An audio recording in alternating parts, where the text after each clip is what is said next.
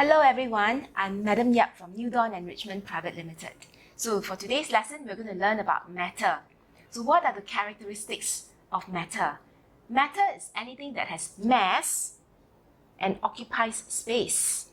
So we have matter that can exist in three forms. We have the solids, liquids, and gases.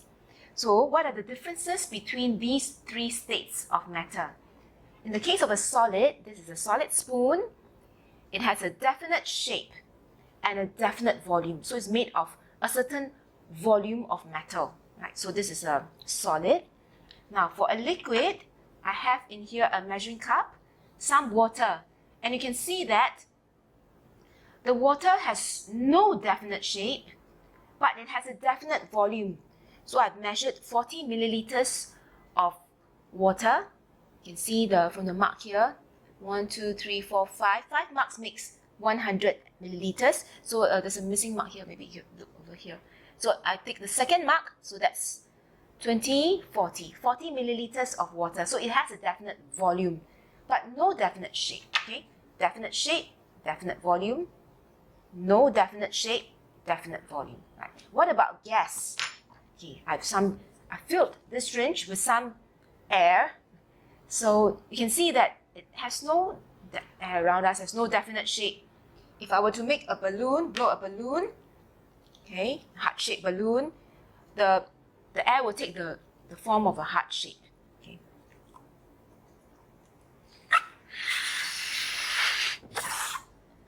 It looks more like a little cat's head. Right.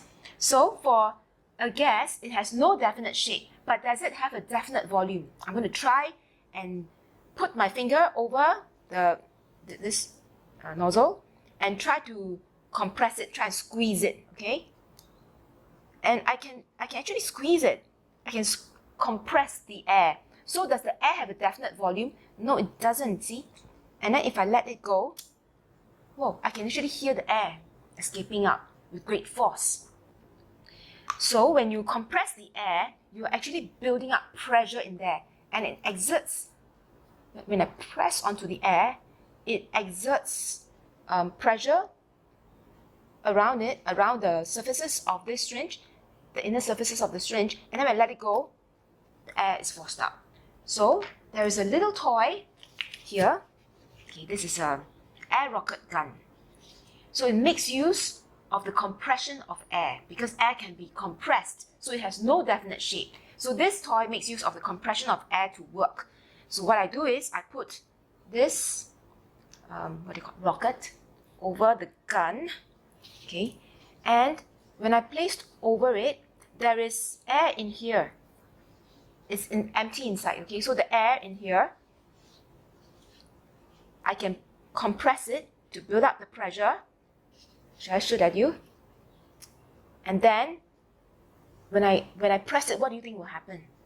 It's a gun, right? So the pressure builds up inside, and it creates a force to force the rocket out. Okay, right. Bullseye. Alright, so we know about the different characteristics of solids, liquids, and gases. Right now, I'm going to let you investigate this particular matter, and you tell me whether if it's a solid or liquid. So we're going to make two items. The first is Play-Doh, right? So the instruction is, into a container, you put in 40 milliliters of water, okay, and then I have measured out 50 grams of plain flour. So I'm going to pour this in.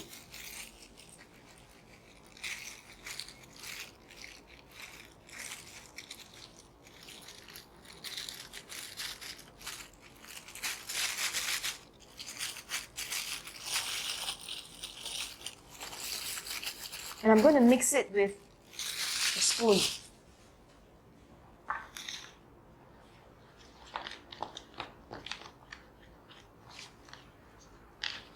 So you mix it up until it comes together.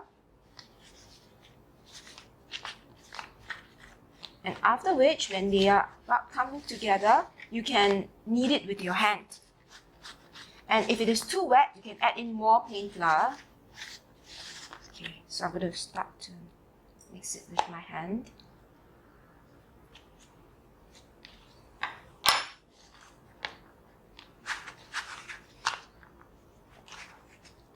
So if you want to play with Play-Doh, you don't have to buy it. You can just make it. And it's so much cheaper.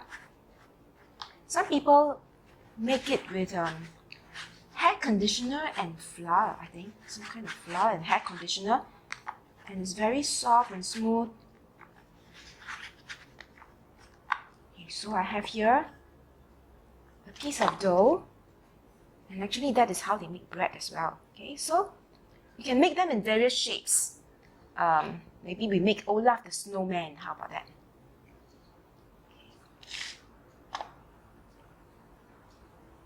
Okay, snowman. So this is Play-Doh. Okay. Right, and next we're going to make a non-Newtonian fluid. And this non-Newtonian fluid, let me explain to you what it is. I'm making it with corn flour and water. Okay, so I fill this container with water, 40 milliliters of water, and I've measured out 40 grams of corn flour.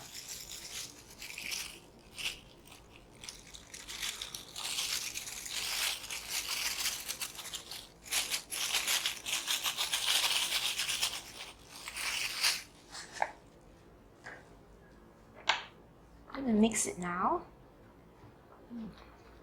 It's rather thick.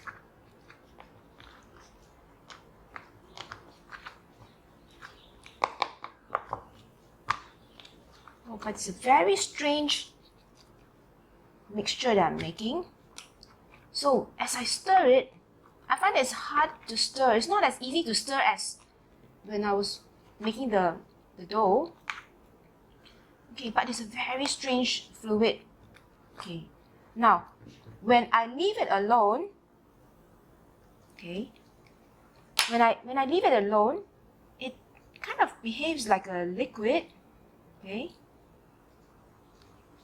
like when I leave it, it flattens out and forms the shape of the container. It takes the shape of the container. But when I try to stir it, wow, it's really hard to stir. Now I'm going to try and do something. I'm going to jab at it with my fingers and see if I can reach the bottom of the container. Okay, ready? I'm going to hit it real hard.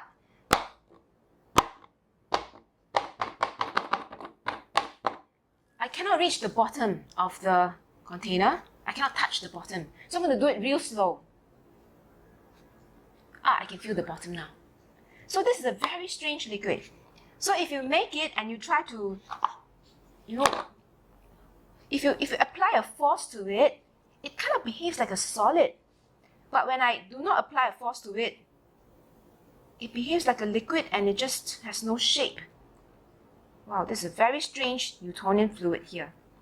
So if you make it at home, I would like you to tell me, okay, which one forms a shape easily and which one does not form a shape easily. So how would you classify this? Is this a liquid or a solid? This is a question that I have. So we can discuss more about this later. Right now, I'm going to do another experiment to explore gases. Okay, because we learned that matter is anything that has mass and occupies space. So does air occupy space? Let us try and investigate this. So I'm going to put this to a side. Okay. And then I've got here, I've got it's quite a mess.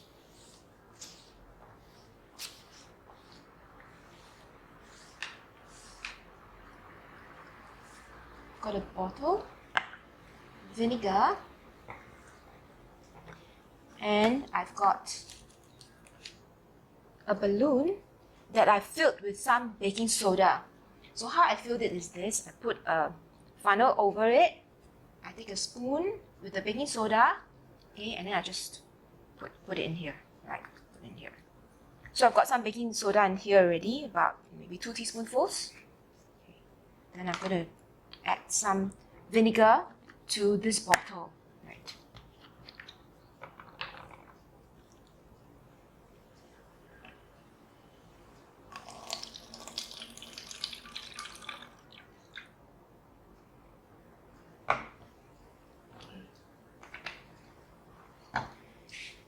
Next, I'm going to put this balloon over the spout of this with the baking soda hanging here. And I am going to allow the baking soda to fall into the bottle to touch the vinegar. So what do you think will happen? So this is a very classic case of a carbonate acid reaction and carbon dioxide gas is formed. So when the gas is formed, where do you think the gas goes? Okay. You want to think about it? I'm going to try and see what happens. Ready? 1, can you see? 1, 2, 3. Whoa! Oh my goodness.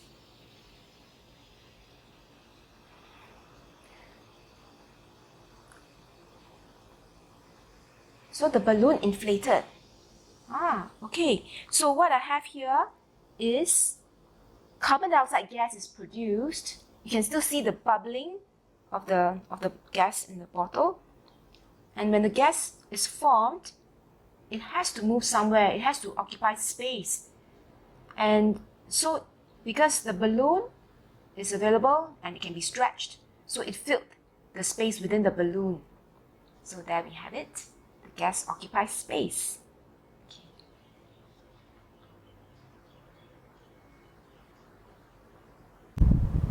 Okay, students, let's go over the worksheets on page 10. So for this activity, the first one, it was to show that a liquid does not have a definite shape. So which material allows you to form shapes and keeps its shape? So it was the Play-Doh. Right. So we write down Play-Doh.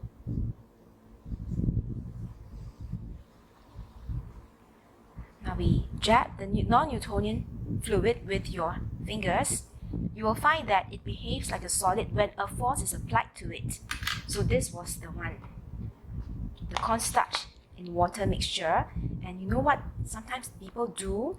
They fill a whole swimming pool or a big tank with such material, this particular substance, and then they get people to run over the surface. So if they run over, they go tung, tung, tung, tung, tung. You see, they do not sink to the bottom, but if they were to stand still, then they would have reached the bottom. It's like quicksand.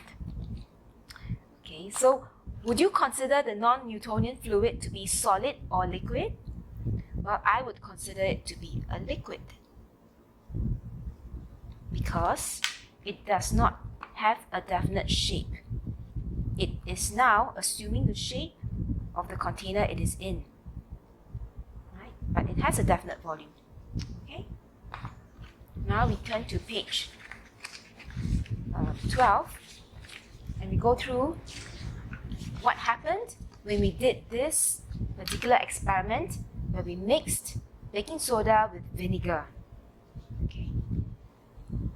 So what happened when baking soda is mixed with vinegar? Well, what happened was we saw bubbles forming in the container here in the bottle, and then a gas was formed, right? And we saw that the balloon inflated, right? Okay. So when we mixed the baking soda with vinegar, we saw that bubbles were formed in the solution. And what happened to the balloon? We saw that the balloon inflated. Okay, so you may want to pause the video to write your answers down. Next, can we explain what causes the balloon to inflate?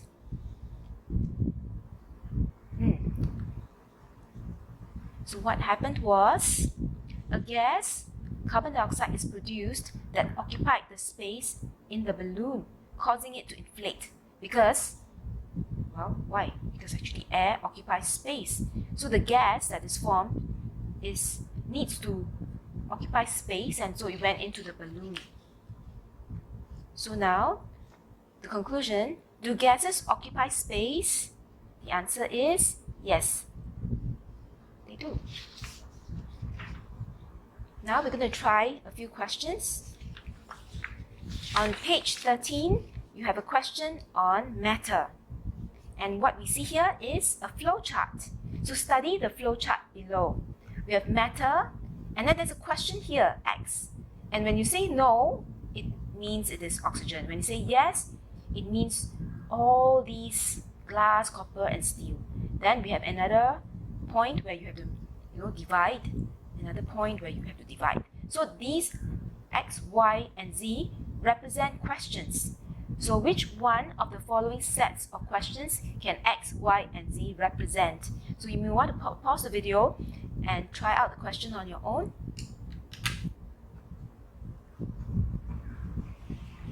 Okay, so which one? 1, 2, 3, 4. Which one is the correct question for X, Y, and Z? Right, so let's see. Question number 1, does it conduct electricity? Then the second question is it magnetic? Is it a solid?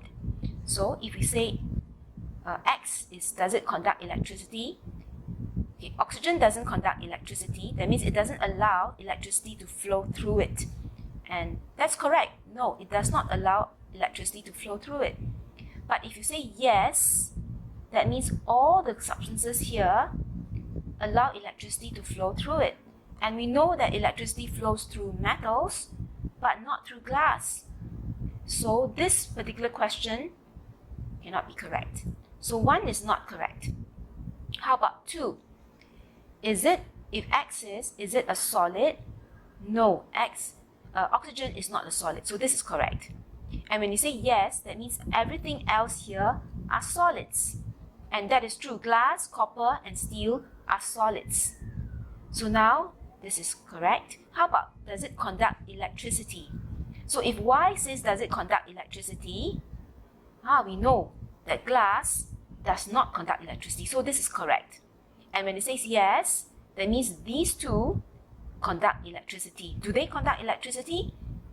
Copper is a very good conductor of electricity. And steel is also a good conductor of electricity. Metals conduct electricity. Okay? Now we come to the last question, Z. Is it magnetic? This is correct too. Because we know that copper is not magnetic. There are some metals that are not magnetic, such as aluminium, copper, silver. Okay? So, steel does conduct is magnetic, So here the answer is yes. So it turns out that this question, option 2 is correct. So 3 and 4 you may want to try out on your own. Shall we try it? Okay. Does it occupy space? If we say, does it occupy space? And we say oxygen does not occupy space. No, we already know that gases do occupy space. So this is not correct. How about this one? Does it have a definite shape? Okay, oxygen has no definite shape. And when you say yes, that means all these have definite shapes. It's correct. But is it a solid? And you're saying glass is not a solid. That's not true. I can see that glass is a solid. So which is why 2 is the correct answer. Okay, let's try question 14.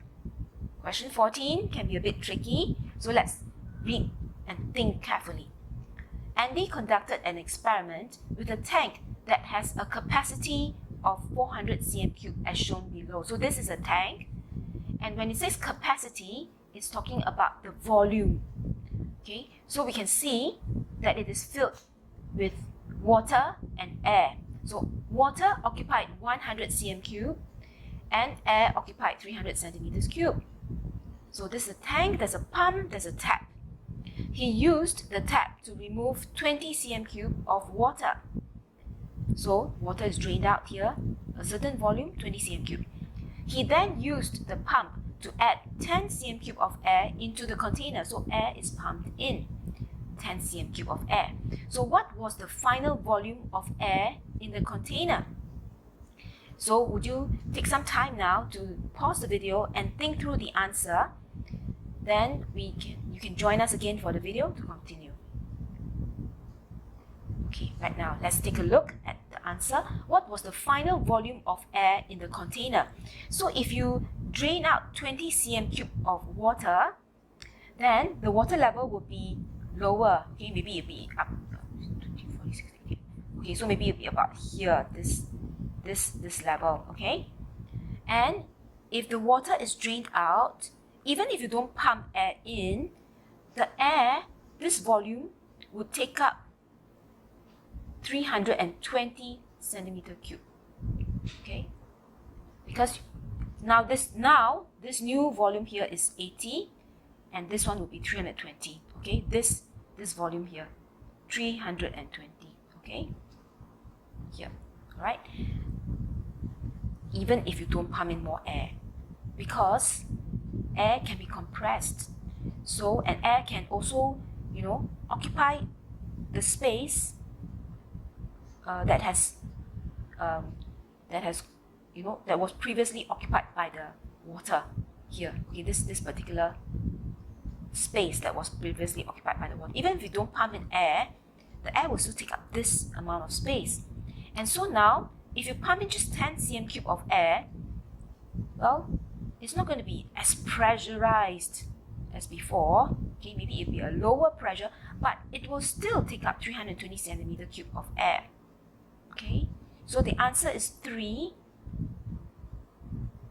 and the answer is not 310. Okay, because if you have 310 cm³ of air, and now the new volume of water is 80, 310 plus 80 equals to 390 cm³.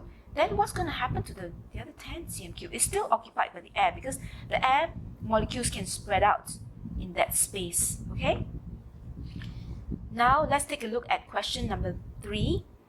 Okay, this one you have to think carefully too. Mrs. E wanted to store as many bed sheets as possible in her cupboard. She decided to use a vacuum storage bag to help her to do so. A vacuum storage bag allows the air in the bed sheets to be sucked out. So okay, you can see these are her bed sheets. She has many bed sheets, and they are thick and fluffy, about so thick and fluffy. And she put them into a vacuum storage bag. Okay, and then the vacuum storage bag actually has a place where you can insert your vacuum cleaner, and it sucks out all the air. So you can see that from this fluffy pile of bed sheets, it became quite flat, okay, in a very flat pack. So why was Mrs. E able to store more bed sheets in her cupboard with the use of the vacuum storage bags? Right. So what is the characteristic of air that you can see here, okay, that allows her to be able to store more bed sheets now using the vacuum storage bags? So you may want to pause the video to think through what is the characteristic of air that allows her to do so. Then when you're ready, you join us again.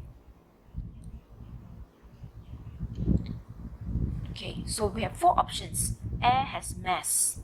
Yeah, air has mass. So inside here, the air is occupying the space in between the cloth. Okay, and then here the air is sucked out. So definitely the bed sheets without the air would be lighter, okay, than the bed sheets with the air. But this particular characteristic of air is not being used here. Okay, but now you say air occupies space. Yes, air occupied the space in between the cloth material, and now you've taken out the air, so now it occupies less space. Yeah, I think so. I think this is a good characteristic of air that explains this particular experiment. Yeah, when you say that air has no definite shape, that's true. Air has no definite shape, but are we using this particular characteristic of air in this experiment? No. Okay, then how about air has no definite volume? Yeah, but we're not exactly compressing it or stretching out the air in a particular volume, no. So the answer is 2. Air occupies space. Because it occupied the space, when you take out the air, it occupied less space. So we are using this characteristic of air in this particular example. So the answer is 2. Okay, so thank you very much for joining me for this lesson.